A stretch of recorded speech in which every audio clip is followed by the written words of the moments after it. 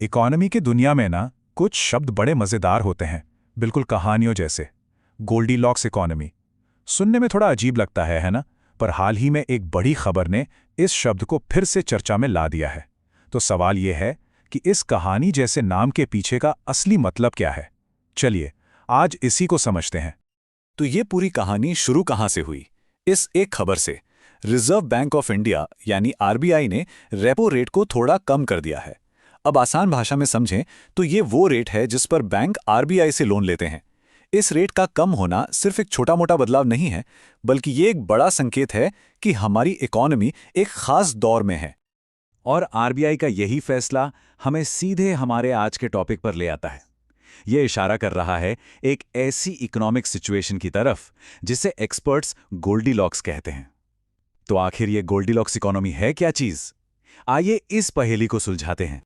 अच्छा, इस कॉन्सेप्ट को समझने की चाबी ना गोल्डीलॉक्स की उस पुरानी कहानी में ही छुपी है। अरे वो बचपन वाली कहानी याद है जिसमें दलिया ना तो बहुत ज्यादा गर्म था, नहीं एकदम ठंडा, बल्कि वो था एकदम सही। बस यही जस्ट राइट वाला आइडिया हमारी इकोनॉमी पर भी लागू होता है। तो गोल्डीलॉक्स इकोनॉमी का मतलब है एक परफेक्ट बैलेंस।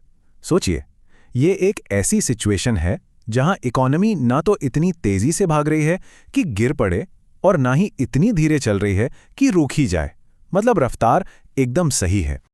तो ये जो आइडियल सिचुएशन है ना, इसके 3 मेन पिलर्स होते हैं। पहला, बैलेंस्ड इकोनॉमिक ग्रोथ, यानी देश अच्छी तरक्की कर रहा है। दूसरा, कम इन्फ्लेशन, मतलब महंगाई कंट्रोल में है। और तीसरा, फुल एम्प्लॉयमेंट, यानी ज्यादातर लोगों के पास काम है। जब ये तीनों चीजें एक साथ मिल जाती हैं, तब बनता है ये एकदम सही माहौल। अच्छा, किसी चीज को समझने का एक और बढ़िया तरीका है ये जान लेना कि वो क्या नहीं है। तो ये जो गोल्डीलॉक्स इकोनॉमी है ना, ये 2 बड़े खतरों से बचती है। 2 ऐसी एक्सट्रीम सिचुएशंस जिनसे हर देश बचना चाहता है। तो ये 2 खतरे क्या हैं?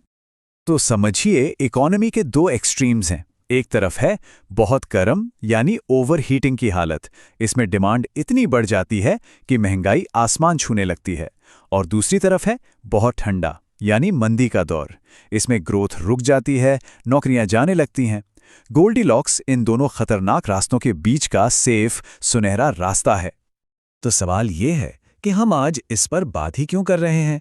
वो इसलिए क्योंकि हाल के जो आंकड़े हैं वो एक बहुत दिलचस्प कहानी बता रहे हैं। ये सिर्फ थ्योरी की बात नहीं है, असली नंबर्स भी इसी गोल्डीलॉक्स सिचुएशन की तरफ इशारा कर रहे हैं। चलिए देखते हैं कैसे। पहला सबूत, ये नंबर देखिए, 7.3%। ये हमारी अनुमानित जीडीपी ग्रोथ है।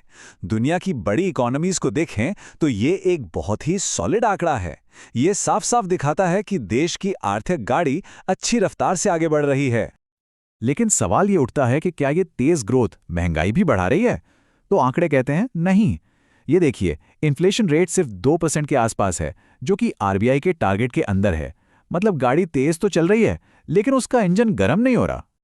तो देखिए, जब इन दोनों नंबर्स को, मजबूत ग्रोथ और कम महंगाई को एक साथ रखकर देखते हैं तो पिक्चर एकदम क्लियर हो जाती है।